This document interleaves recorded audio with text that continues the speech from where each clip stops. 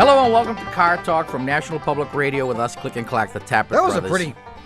Hello! Robust, wouldn't you say? Robust? More than robust. Alert? Awake. Anyway, we're broadcasting this week from the Vacation Planning Center here at Car Talk Plaza. Now, we want you to know that there's still plenty of space available for all sessions of Mechanics Fantasy Camp here at Car Talk Plaza.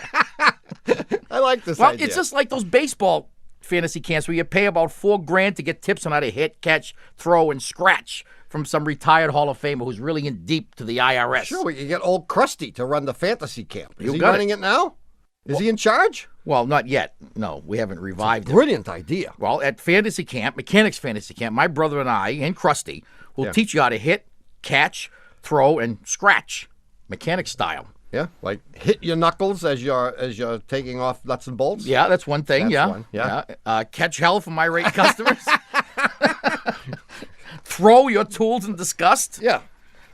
And scratching needs no further discussion. no, in fact, we could teach the ball players what they can do about that. Anyway, if you'd like to sign up, just give us a call. You know the number. Send $1,000 Down payment Right. for the deposit to hold your spot because there are many spots to be held. Oh yeah. There are plenty of spots. Don't worry. And you can come to the camp. Where is the camp going to be? Right at the garage? Oh no. We found a bucolic setting for it. Bucolic setting. Yeah, I suppose you should. Fenway Park? Unnamed. To be named in the future. I like it. Yeah, as yet undetermined bucolic setting, but it will be something special. You can rest assured. Anyway, if you'd like to call us, our number is 1-888-CAR-TALK. That's 1-888-227-8255. Hello, you're on Car Talk. Hello, Hi, who's this? this is Sissy in Washington, D.C. What's on your mind, Sissy? Well, I have two questions, actually. The first is sort of a technical one. When parking the car, my husband has said to always straighten out the wheels, that if you leave a car parked and the wheels aren't lined up, straight with the chassis of the automobile, Yeah. that the wheels will go out of alignment more quickly. Woof. I've never heard of that before. Ooh, I like it, though, don't you? I do. I like it. This is may qualify For the a great book, unyielding truth. for the book on old wives' tales. Okay, that's one. All right. Well, give us the other one. We'll see which one we can manage to attack first here. All right. The second one is we have an 86 Volkswagen Jetta, and a couple of days ago when I was driving it, the wheel locked when I was trying to make a right turn. Steering wheel? Steering wheel absolutely locked. Ooh. And I was able to back up the car, and then the car would turn fine. I went into our drive, and it locked again, and so I was parking. So I took the car to the auto repair place. They had it all day, couldn't find a thing wrong with it, drove it all over town. I brought it home, and the wheel locked again. They couldn't get it to happen? They couldn't get it to happen. It happened in reverse this time, and because I was in our parking area, I was able to get out and see that the wheels had locked absolutely straight, facing forward. And you could not turn the steering wheel at all. I couldn't turn it to the right. I could turn it back to the left. It only is to the right. Oh. This has happened. Oh. And is that the same thing that happened before? You can only turn it to the left and not to the right? Yes, that's exactly right. So all times that it has locked, this is what it's done. Yes.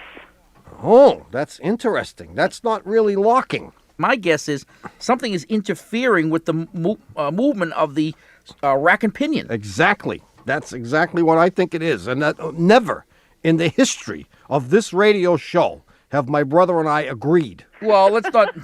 We're in agreement about that. Rack and pinion. Well, Yeah, I mean, it could well be that you have the rack and pinion might be loose. You might have a broken tooth.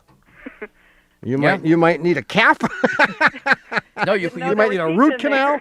You could easily have something broken inside the rack. Exactly. You could have something that's interfering with the motion of the steering column, because the steering column connects to your wheel at one end and it connects to the rack and pinion at the other end. There could be something that's binding it up. Let me just tell you, Sissy, I would not drive this car if I were you. No, take it back to them and leave it with Don't even take it. Have it towed there. Really? Well, make sure Absolutely. if you do take it, you take all lefts. Take all left.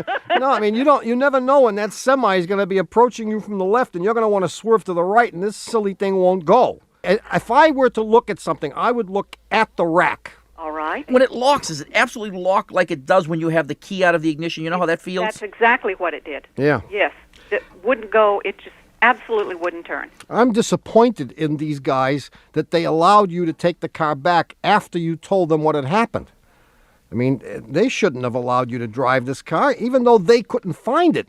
The fact that you said it happened, they evidently didn't believe you. That was sufficient justification for them to take the whole thing apart until they found out the problem. Absolutely. I mean, I would worry about them. Well, I won't take it back there. Well, take it someplace else. Take it to another Volkswagen dealership, but make sure you impress upon them the fact that you will not pick up the car unless they are certain and they can reassure you that they have solved the problem. Yeah. Yes. You'll never. In fact, I wouldn't even bother. Trade it in. Sell it. Time for a new car. Yeah, you'll never be able to drive this car without being completely. You'll never be able to be completely satisfied that they fixed it. Well, unless they, in fact, tell you, we found exactly what the Bimbo brothers said they would find. We found a broken tooth on the rack, and it was interfering with the motion, and they show you the broken piece. Then I think you can fairly well drive it and be safe. Yeah, maybe. Now, as to your husband's issue. Yes. He's nuts. And we agree on that, too. That's 100%. I was ready to go to San Francisco and open a wheel alignment shop. I'll tell you. Right, they're all turned to the curb. Right. It is interesting how many old wives' tales there are. And it would be, I guess, my next PhD, I guess I will study the origins of old wives' tales. I mean, I wonder who could have told this to your husband. And what's wonderful about old wives' tales, and by the way, They have a grain of believability. there's always something in them that says, sounds good. It could be right. But this one, he's nuts. Yeah. All right. See you, Sissy. Good luck. Thank you very much. And don't drive it there. Tow it. We will. Bye-bye. All right. Goodbye. Thanks. Bye. 1-888-CAR-TALK or 1-888-227-8255. Hello, you're on Car Talk. Hi, this is Charlie from San Francisco. Hi, Charlie. What's going on, man? Well, I'm a service advisor in a car dealership, and we're getting a lot of complaints about brakes not lasting as long as they used to. And I don't know... What story are we going to decide on, Charlie? I mean, what we've been doing is we've been slicing them in half before we install them. And if you do that, they come back after 8,000 miles, they're going to have pads again. Do you guys want to buy our slicer? Wow, now I know who to blame. What do you work for, a Volvo dealership? I work for a Mercedes-Benz dealership. Ah, Oh, okay. But when I worked for a Honda dealership, we had the same problem. And, of course, everybody says, well, my blank didn't have this problem. I always got 50,000 miles. yeah, and they're coming back saying, I used to get 50,000 miles out of my pads when I had my the Metro. Right. No, And now that I got my... when I had my Studebaker in 1959, and now after 18,000 miles, I need brakes in my E-Class. Right. Is that typically what you find, the 18 to 24,000? Well, we're getting 7,000 to 8,000 miles on the low end. But this is San Francisco, which is a real tough city on brakes. Right, it is. But when they had the Studebakers, they were getting 50,000 miles. Right, exactly. Yeah. You guys are in deep doo-doo. Well, are cars getting less mileage on brakes? Yes. Or are people driving differently? What's going on? No, I think cars are getting a lot less mileage on brakes because they've changed the composition of the materials. And as you know, I mean, they don't use asbestos anymore. Right. And now they use brake pads are made out of a mixture of things like bronze, brass, copper, steel wool, and in some kind of amalgam. And chunky peanut butter. Skippy chunky peanut butter. Chunky peanut butter. And it's all bonded together with some bonding agent like Kevlar or something. But the bottom line is the stuff wears out fast. And faster than asbestos brakes wore You out. mean to tell me that the owners of these fancy Mercedes are complaining about a lousy set of pads? Is that because you guys charge them $750 to replace the pads? That's a separate complaint. That's a separate complaint. Yeah. Well, I mean, you got the right idea. I mean, if they can afford $60,000 for the car. So you say 7 or 8's on the low end. What's the average? What's the typical life expectancy for someone in your area? Probably 12 to 15. 15. Gee, I don't think that's bad. Oh, that's bogus. Well, it might not be bad for San Francisco. But not for San Francisco. It might not be bad for San Francisco. When 7 or 8 sounds really low.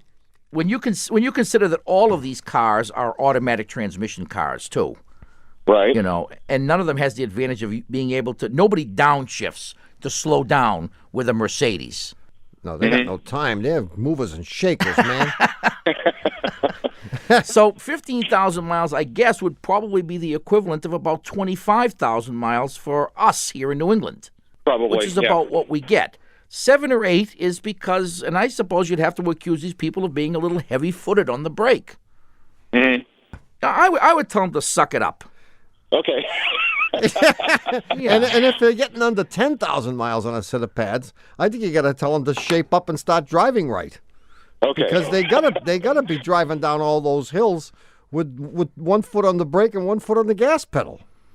They're crazy. Yeah, tell them they're going to go easier on the brakes, and you might suggest to them that they use a lower gear Right. when coming down some of the longer hills. It would save wear and tear on the brakes. Yeah, and that way you could collect $8,000 or $9,000 rebuilding transmissions.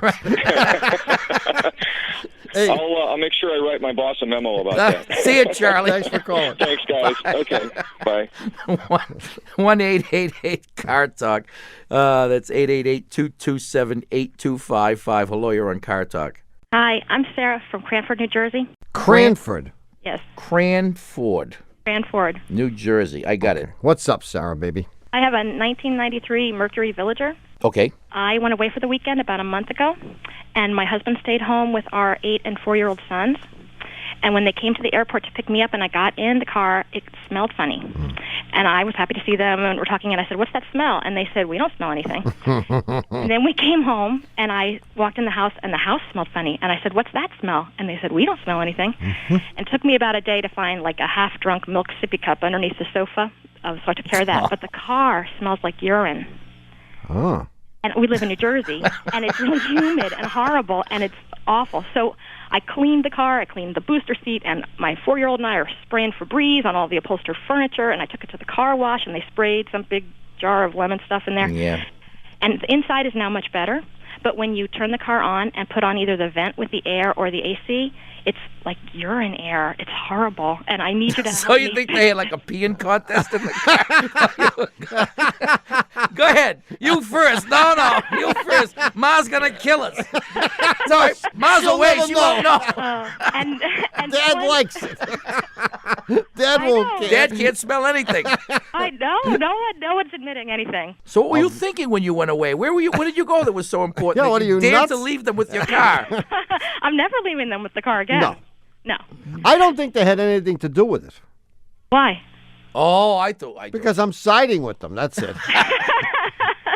No, you have to help me. No, because the fact that you say it comes out worse when you turn on the air conditioning suggests to me that the smell is not in the vehicle, but in the vents. Exactly. Really? Exactly. And if they didn't, I mean, pee they in the would have had. vents- They would have had to have been hanging by their feet from a tree under which your car was parked and peeing into the vents. Do you think they could have? Do you think they could have done that? Do you have a sunroof? No. Oh, they couldn't have done it then. With the sunroof, I can imagine how they would do it. But I don't think they did do it. And I think they've been unjustly accused, and I think you Oh. should beg for forgiveness. I think so too. So if you accused your husband, No. so you smell the smell, but when you confront him and say, for example, "Do you smell that, hun?" He says, "I don't smell anything." He says, nothing happened. Nothing happened because in his mind, nothing did happen. That's right. And what has happened, however, is that your evaporator drain for your air conditioner has gotten plugged up. Oh. And the evaporator drain is designed to drain out the water that your air conditioner removes from the car. Mm-hmm. Your evaporator drain is plugged up. And that water that's in there has begun to grow mold. Oh. And that's what you think smells like urine. It's mold. Of course, they may have peed in it too. They may have. They may have. But I don't think And so. we'll never know. Just We'll for never good know. measure. But it's if you go to your shop, garage, whatever, and ask them to clean it out. They can probably do it. What they easily. will do is they will spray compressed air into the drain. And when they do that, it should clear the drain and the water should come out. And as such, a lot of the mold spores will disappear too. But then there are certain chemicals, and Febreze may not be a bad one to use, but I think there are probably better ones that you can get at an auto parts store. We've used a thing called Frigifresh. I don't know if they still make it. And you spray it in the vents, which are right in front of your windshield on the outside of the vehicle. Okay. And you run the air conditioner system, and what that does is it will suck in that air along with that stuff you sprayed in, and should kill the mold spores. And the way it usually works is it's about a 3-to-1 trade-off. For every 3 mold spores you kill, you lose 1 brain cell. Yeah. Okay, well, But thank you that's a very good much. trade-off. It's not bad. You have your husband do it. He's probably not using them anyway. Thank you very much. Good you, luck, Sarah. Sarah, and apologize to the kids. Oh, really? I think so. I think you should take them out for ice cream. Oh, okay, I will. Yeah. Thank you. Sorry for all the things. Well, it would be good if your wife could apologize to you for all the things that she thought you did. But most of them, she thought I did. You really did. All right. Look, it's time for us to take a break. And when we come back, we'll answer last week's puzzler. Do you happen to remember anything about it? No, not a clue, huh? No, nothing? Nothing. No. I didn't think so. I'll give you a hint. It involves string and a Zippo lighter. It sounds like it's going to hurt. I hope so. We'll be back in a minute. So don't touch that dial. And maybe that your car won't run, darling, I know that's no fun. Hell, how you gonna come on over and visit me? Could be a water pump, a time machine, a leaky seal, rusty radiator, or a squeaky wheel, distributor cap or plugs that need to be cleaned. Cause I'm your handyman. Handyman, I got the motivation to make it right. If breaks, have no fear, I'll fix it for a 6-pack of beer. Maybe something little extra on the side. And even though all the other land masses start to inch away from the North American plate whenever we say it, this is NPR. Support for the Car Talk podcast and the following message come from J.B. Weld. When you have a big or small repair project at home or in your garage, choose J.B. Weld, the leader in epoxy adhesives. J.B. Weld products bond strongly to a variety of surfaces in even the toughest environments. Proudly made in the USA, it's the brand both pros and experienced DIYers have trusted for more than 50 years. Available at jbweld.com, Amazon, Walmart, and your local auto parts or home improvement retailer. I answered truthfully except for telling them who it was. I did not name no names. After Jim Reeb was killed in Alabama in 1965, no one was ever held to account. Finally, the full truth comes out. I never opened my mouth for nobody. It's White Lies from NPR. Hi, we're back. You're listening to Car Talk with us, Click and Clack, the Tappert Brothers, and we're here to talk about cars, car repair, and of course, the answer to last week's puzzler, which my brother couldn't remember. Here's the further hint. This is the first in my series of string puzzlers. I remember it now. Oh, sure. Now you remember it. A lot of good it does us now. The string, there's a series of string puzzlers? Well, two constitutes a series. Then, yeah. Certainly it does. Okay, here This one was marvelous. You didn't like the other one? Well, I don't remember the other one. Oh. I didn't even remember this one, but now I do. And this one is fantabulous. This is going in the next book of great puzzlers we have known. We have a book. We have a book, yeah. Anyway, you have in your possession... It's going to be called Haircut in Stringtown. You have in your possession 2 pieces of string. Let's say that each is a couple of feet long, but it doesn't really matter. And they can both be different lengths. It doesn't matter either. And they're burnable, like the fuses that they use to, light dynamite. Now, you could light either end of either string, and it would burn. And in fact, if you lit one end of a string, it would burn in exactly an hour. You with me so far? I've got it. So you light a string with what? The Zippo lighter. Zippo lighter. So if you light one end of one of the strings... And it's lying on the table or on the floor. It would burn right along, and it would take 1 hour to be gone. But here's the wrinkle. The strings do not burn at a constant rate. For example, the string might burn for 2 minutes and then go crazy and burn like mad and then slow down and da-da-da. You don't know what rate the string is burning at any specific time. All you know is that in an hour's time, the whole string is burned. Yeah. It's not linear. Gotcha. Okay? And not predictable. Gotcha. All right? You got it? You got it. So the question very simply is, with the Zippo lighter and these 2 strings, how would you measure 15 minutes of time? Wow. And I did mention, I think, that there were 2 answers to this. I'm only going to give you one answer this week. Oh, you are? Yes, because the other answer Is next week's puzzler. is, well, not it's in the future. Yeah. If you light 3 ends at once with the Zippo lighter. Wow. Okay? Yeah. So you take string A, light both of its ends. Mm-hmm. You take string 2 and light one end. Yeah. Well, what's going to happen? Because you lit both ends of the first string, in a half an hour's time, that string is going to burn up completely. It's going to be Gonzo, gone. right? So, you know, a half an hour has gone by. Half an hour has gone by, and similarly, the other string you lit is going to burn for half an hour's time, right? Yeah. At which point, as soon as the first string has burned up completely, you'll light the remaining end Of string 2. of string 2, and because the first part of that string you lit is continuing to burn, it's going to take 15 minutes before those 2 flame fronts meet, and you'll have measured exactly 15 minutes. Berman says, no, you'll measure 15 minutes from the time From that the you second lit string. the second string. Exactly. So the question could have been, how would you measure 45 minutes or 15 minutes? And it would be the same answer. So we can Exactly. use that for the puzzle next Yeah, week. that's the puzzle how next would you week. measure 45 minutes? This is a brilliant. I mean, people are going to have to think about it. I can hear people now saying, that's not going to work. Well, there are going to be people that will complain because they'll say, well, how do you know when you light both ends? Yeah. Well, you think about it. Right. Don't forget, this is all hypothetical. You couldn't really do this. This is a Goduncan string. No, it's good. It's possible to do it. Of course you could do it. And it works. And if you don't like it, tough. Who's our winner this week? Oh, winner.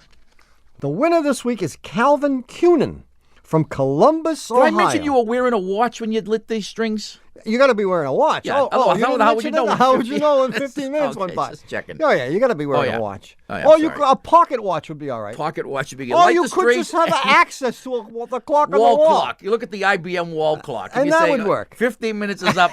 The strings are extinguished. I'm done. You did mention that. I'm sure. I think you did, yeah.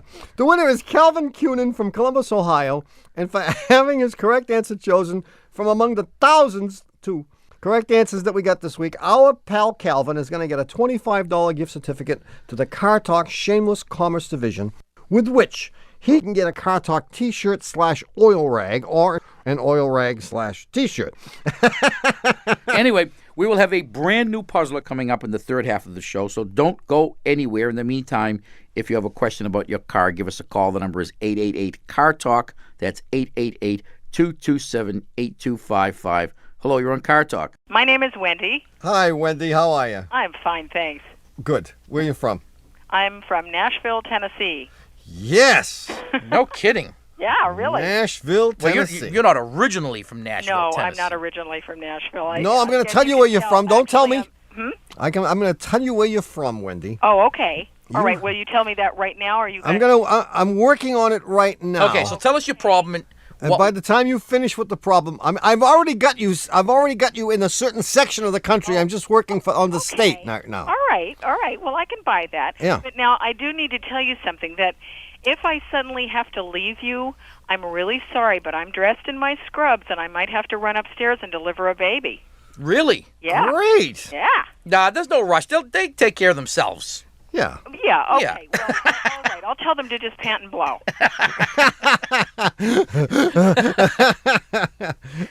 No panting and blowing on your end. Oh, not us. Oh, okay. We'll make it brief anyway. Okay. What's up? Well, I have an 88 Mazda. It's a 626 LX. Mm-hmm. And it's gone about 150,000 miles. And my big question, it's an overall question, is this puppy worth rehabilitating? Recently, my babysitter, male German, 22 years old, ran a red light, and had a little fender bender, and it popped the hood and damaged the fender. and the car is still drivable, but there are two latches, and the under the hood latch is broken. But the one that you reach under the hood, when you're going to change your oil or something like that. Yeah. Right. So the secondary latch works, but the primary latch doesn't. Right. So that one works, okay? But there's a little bit of play in there, a couple of inches of play. Yeah. So that when I'm barreling down the road, don't do it. It's a question of, can that whole thing come popping up by mistake? And in order to get that fixed, it would cost about $1,600. Well, doesn't Detour have insurance, the guy that smashed it up on you? Well, it's my fault, and he's actually on my insurance policy because he works for me because he's my babysitter. Yeah, but you have insurance, don't you? Yeah, well, I have insurance, and they'll pay for that if it's worth it. But there's another part of this question. Oh, I knew there would be. Yeah, you thought there would be. Yeah. When you turn the car on, there's a big old puff of smoke, and I've been adding about 2 quarts of oil every week and a half or so. I know that's not good. Well, it's good if you're the one selling the oil. Yeah, exactly. And somebody told me that this could mean that the heads need to be changed, and that if I drain the oil out and there's water in the oil, that means they need to be changed. And I don't know even what heads are. I mean, the only heads I know are baby heads. Yeah. So no, that's a completely phony bogus. Was this a fellow physician that told you this? No, this was somebody at the place that was going to charge me $400 or $500 to change the heads. Okay. Oh, this is an actual professional who gave you. Well, you this only have one head anyway. bogus story. You have a 4-cylinder engine. Okay. Maybe they thought that 2 heads would be better than one. I don't know. Uh-huh. But, no, I think you probably need an engine rebuild. You need the whole thing rebuilt. Okay. And so, yeah. In light of this new information, this new wrinkle here, I would suggest that you get rid of the car. Well, that's the big question because, I don't know if it's. I mean, I guess it's safe to drive. I don't know. The hood hasn't come up. Well, it's not safe. Let's safe? get that issue out of the way right away. All right. Because that hood latch can easily let go. Uh-huh. And if you're doing anything over like 30 miles an hour, that hood will come flying up and stand straight up. Right, and then you have to slam on the brakes. And then you'll see absolutely nothing. Trust me, it's happened to me twice. Oh, and okay. And it's really exciting trying to wend your way across 3 lanes of traffic via the rear view mirror. He tried to get them to make this a ride at Disney World, but they wouldn't bite. Yeah, and I tell you, both of the times it happened to me, it was extraordinarily exciting. So I would right away find myself a piece of wire or a bungee cord or a piece of clothesline. Chain works very well. Tie up that hood somehow so that won't happen. Okay. And then I would just keep driving it until you find a new one. But I think you're right. I mean, the fact that it's got a lot of miles on it. Yeah. It's burning oil. Yeah. And now you've gotten this message from God smashing up the front of it, sending a person all the way from Europe to do it. I mean, when you think about the confluence of forces which had to come together to make this happen, it's cosmic. It is. It's cosmic. It's time. Okay, cosmic is good. Okay. Cosmic is good. It's time to put this puppy out to pasture. Okay, Wisconsin. Wisconsin? No. What Wisconsin? That's where I thought she was from. Oh, and I'm going to guess Chicago. Chicago? No. All right, how many guesses? Can we get about 30 or 40 more guesses? How about 50? originally Pennsylvania, but lately of Rhode Island. No kidding. Yeah. So now you're in Nashville. I came here because I wanted to be a midwife in this hospital. Really? No kidding. Yeah. Well, that's good. I hope you're having a wonderful time in Nashville. Thank you very much. Dump that piece of junk that you have for a car. Okay. It's time for a new one. See ya. See you, Wendy. Bye-bye. Hey, do you know what time it is? Time to apologize to MIT for ruining their commencement? No. Time to play Stump the Chumps.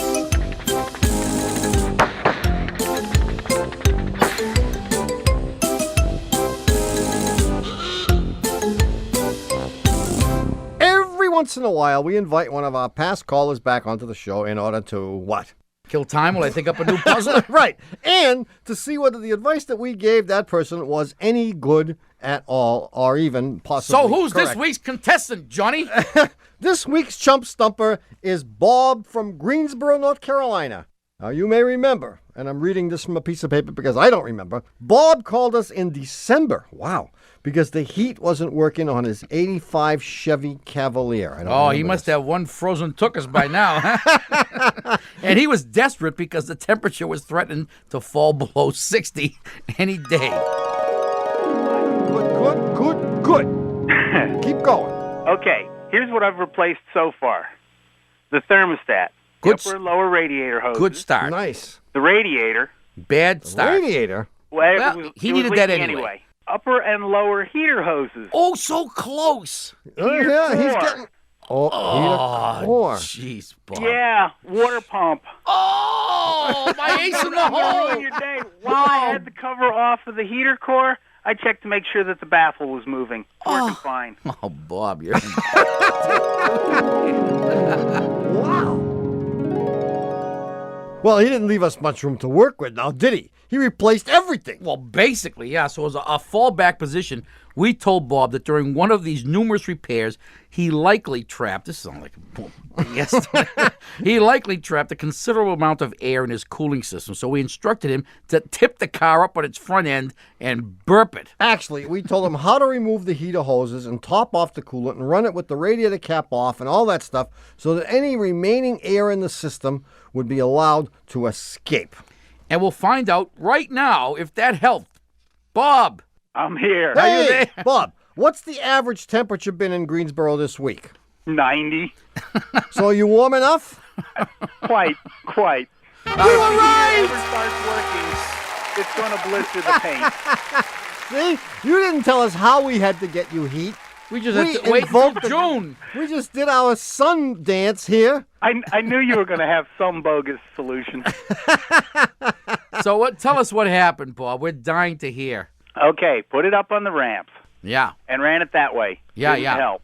Didn't help. Huh? So while it was up, I did I pulled the hoses off. Good. Filled them with water. Yeah. Put them back. Nothing. Went a step farther. Took the hose back off. The one that goes to the intake manifold is higher. Yeah. Good. I put a T-fitting in it. Oh, yeah. Good. I ran a hose up to where I could pull a vacuum on it. Right. No. By sucking on it. Good. Ah! It was disgusting, but... It was. Didn't work. So nothing has worked. Nothing has worked.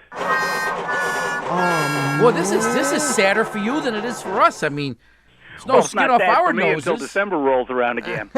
Yeah, it might get down to 70 degrees down there. Occasionally, yeah. That's awful. Jeez. Gee, well, I wish I had some new ideas, but we covered everything in the last call. Well, I will tell you a little story that I might not have told you when we spoke to you the last time. That we had a car, and I don't remember what it was, but it was one of these GM little junk boxes. and this guy also had no heat, but he had a blown head gasket, coincidentally. And when we fixed the head gasket, i.e. when we put a new head gasket on, we didn't even realize it, but we had inadvertently fixed his heat. Did you forget to charge him for that? When he called back to tell us it had been fixed, And you said, forgot to video. send us an extra $50. But he said, gee, the heat hasn't worked in this thing for 2 years. And since you replaced the head gasket, it has now worked. Now, I had no ready explanation, and therefore I couldn't present them with a bill. I just wanted to tell you that in the event that you're grasping for straws or looking for a long project for the summer. Yeah. I'm willing to bet it's the head gasket. Bob, we're going to be talking to you again soon after you do the head gasket. Oh, Lord. So I don't you're wanna going do to have to. If you want to be on Stump the Chumps again. Stump the Stumps. This is getting very questionable. If you want to be on Stump the Chumps again, you're going to have to do the damn head gasket. All right, here's the deal. Make him an offer. All right, we'll do it. No, if he does the head gasket and Okay. it's not the head gasket, you'll pay him for the head gasket job. There you go. Doug Berman will pay you. Doug Berman will pay you. I can do a head gasket myself in a weekend and charge you, what, $500? Is that the going rate? Yeah, whatever. $220. Yeah. Can we agree on 200? This is dangerous. I'm We're going to be setting a dangerous precedent. What do we care? Berman's paying. Oh, that's right. 400. We'll go as high as 4. Not a penny over 6. We'll go over 4. Good Lord, you just made my life complicated. I know. Get those wrenches out, baby. Oh. See you later. Take care. Thanks for See you playing later. Stump the Chumps. Bye. Bye-bye. Chump the Stumps, whatever. Chump the Stumps. Okay, if you hear someone you'd like us to bring back for Stump the Chumps, email us your suggestions from cartalk.com. All right, it's time to take another short break. Thank God. I thought you'd never give me a rest. You see what I have to deal with, folks? I can't believe it. We'll be back in a minute. A minute? All I get is a minute? Oh, shut up, you crybaby. Now I've been parked in the red, and I never feed my parking meter.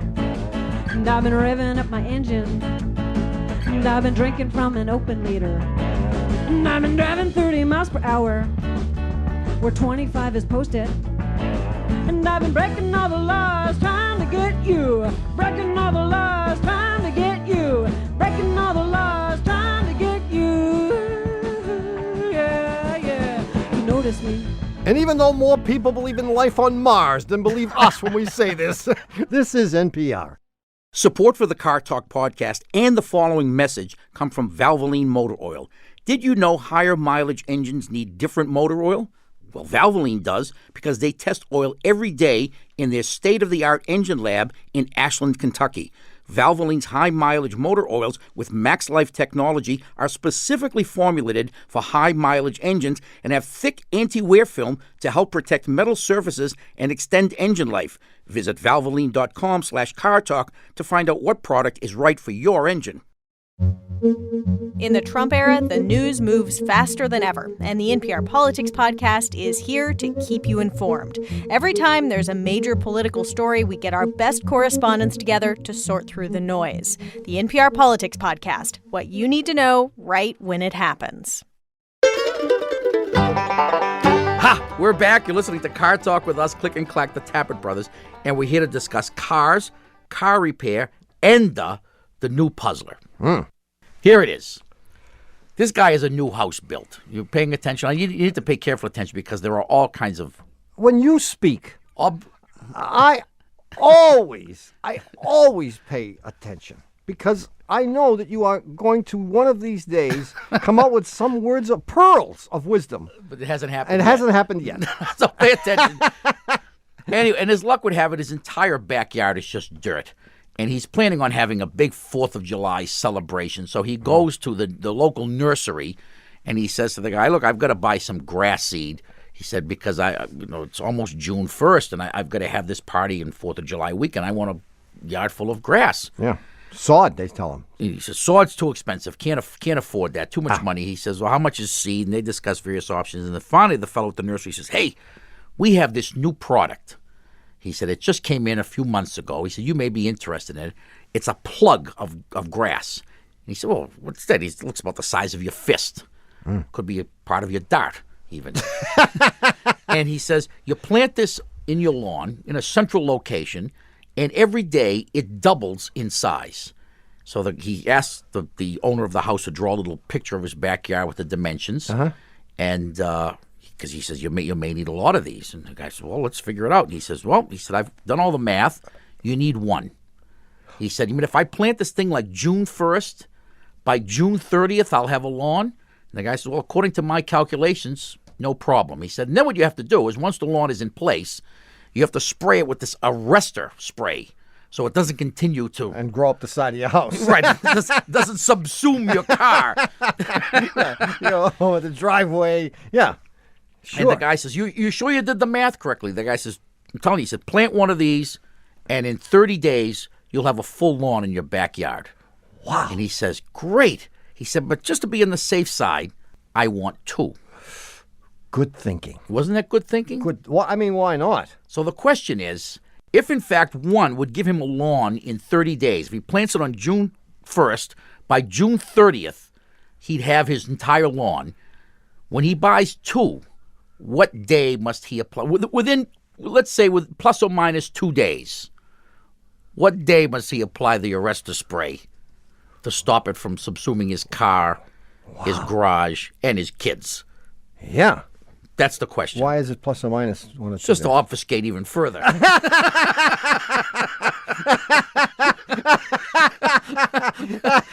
All right, that's good. Now, if you think you know the answer, write it on the back of a $20 bill or a piece of ripe fruit or Fish. Fish is good. It's fish season. Yes. A lot of people go out fishing at this time of year, and they We accept freshwater fish only. Oh, is that right? Oh, yeah, because the stink is bad. And send that correspondence to Puzzler Tower, Car Talk Plaza, Box 3500, Harvard Square, Cambridge. Our fair city. Matt 02238. Or, of course, you can email your answer to us from cartalk.com. If you'd like to call us, the number is 1-888-CAR-TALK. That's 1-888-CAR-TALK, which is 888-CAR-TALK. Hello, you're on Car Talk. Hi, my name is Allison. I live in Malone, New York. Allison? Allison. Yes. With one L or two? One L. Where are you from? Malone, New York. It's about an hour away from Montreal.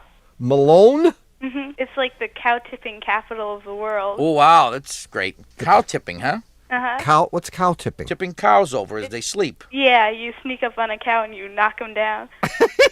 Isn't that illegal in like 47 states? Just about. You've never done it, have you, Allison? No, of course not. Seems like kind of a bizarre and inhumane way to have fun, but... Well, they're not humanes anyway. They're cows.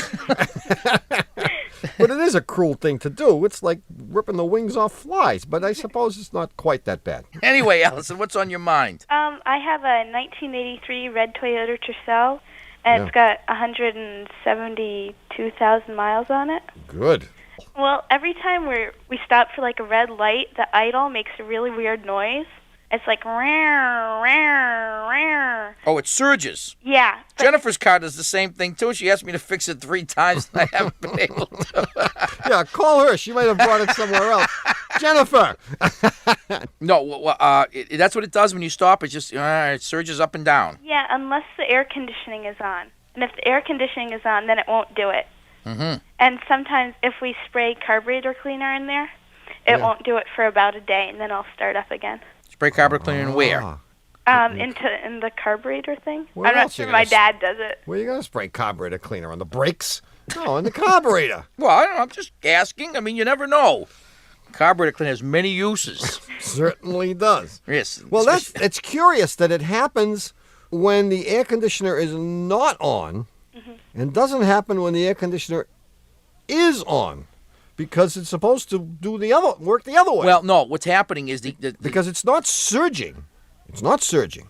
Well, the dying. idle up device, which is what's making the thing race, is probably malfunctioning because it's getting it works on vacuum on this car, and it's getting a bad vacuum signal from something, and it's causing it to do this. Wah, I don't wah. agree. Oh, I know, because I fixed 100 of them, except for Jennifer's, because I don't know what's wrong with hers, but usually this is what it is, and we fix these on Tercels all the time. I would agree with this answer had she not thrown in a little tidbit of the carburetor cleaner, which makes me suspicious.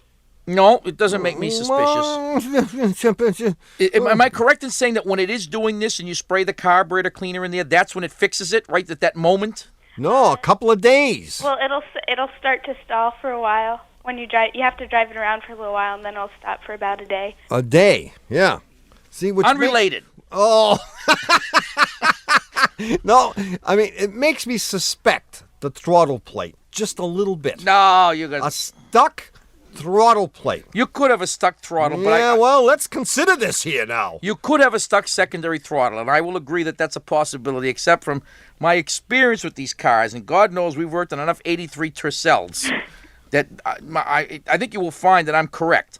On the slim chance that this is my brother's one day a year to be correct about something. What day is this? You may want to have somebody investigate whether or not the secondary throttle in the carburetor is sticking. Now, I'd hate to ask this question because it would corroborate my brother's theory. Be careful. Is it more likely to happen after you've been driving the car at high speed and then pull off into city traffic? It's usually just all the time. But yeah, if I'm driving like 55 miles for a while, it'll definitely do it.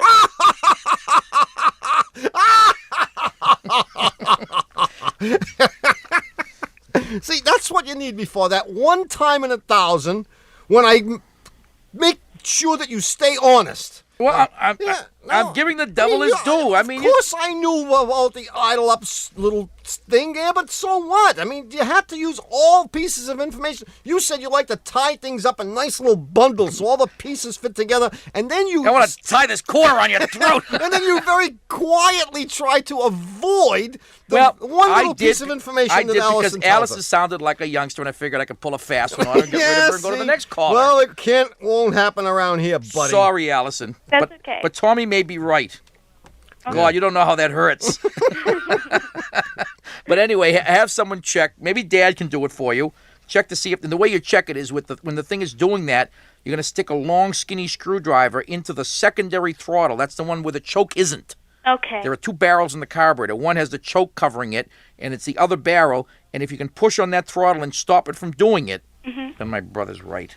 Then you have to really clean that thing with carburetor cleaner vigorously. Okay. And hopefully that'll fix it. Your father will love to do this because this is the kind of thing that fathers love to do. If he can't figure out how to do it, have him call us and we'll fax him the instructions. Okay. See you, Allison. All right, bye. Thanks, bye-bye. I mean, that's sort of like the equivalent of putting in a shim somewhere. You know, you spray it and you jiggle it. Oh, that's what being a father is all about. 1-888-CAR-TALK or 1-888-227-8255. Hello, you're on Car Talk. This is Dr. Paul from Dallas, Texas calling. Hi, Dr. Paul. Yes. Is that first name or last name? No, that's my first name. All right. He wouldn't give his last name. No, your friends colleagues might be listening. And where are you from, Doc? I'm originally from the Northeast, but right now I'm living in Dallas, Texas, and I feel like I've been living in a country western song for the past year. Really? About a year ago, I'm in a horrible car accident. While I'm in the hospital, they find that I have cancer. My wife leaves me. I've been recovering for the past year since then. Did your dog die? And my dog died. And and now you're on Car Talk. It just doesn't stop, does it? now I'm on Car Talk. Well, what I find out now, okay, I'm just out of the hospital and I'm driving the insurance rental car because I don't have my own car now. Of course not. It got totaled in the accident. It got totaled in the accident, and so I find that now I'm in a market for a car. And my friends have been pointing out to me that this is an important decision because you've got a new lease on life. You've got a chance for a new wife, and so you got to pick the right car.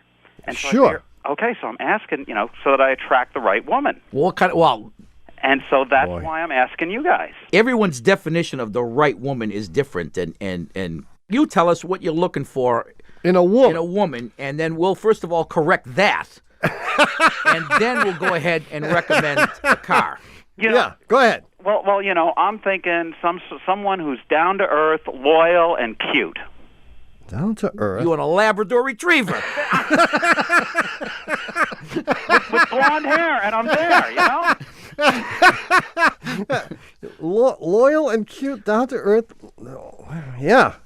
I like to do some sports things, but I also I like to go skiing and camping. But so you want an outdoorsy type.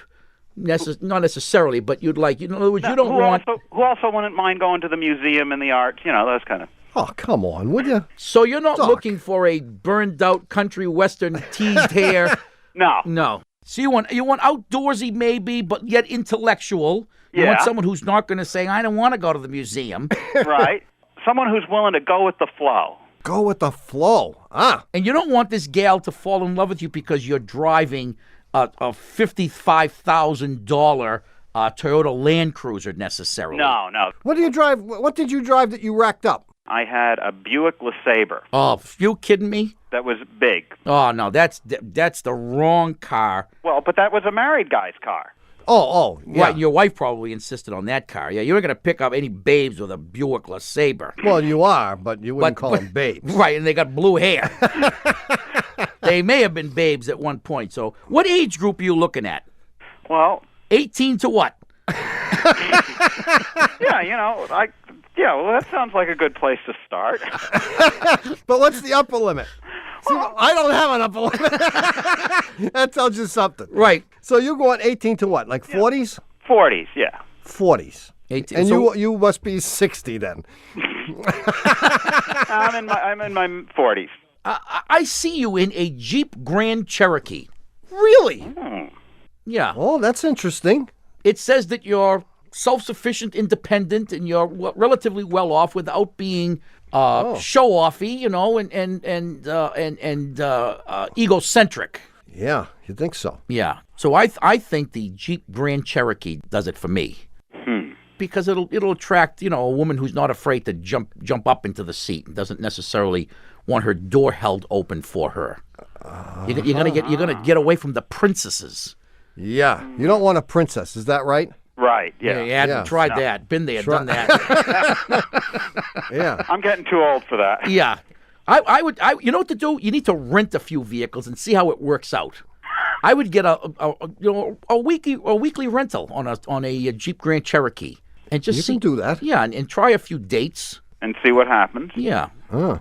Now, if you're looking for the 18 to 22-year-old, you can't beat a Volkswagen Beetle.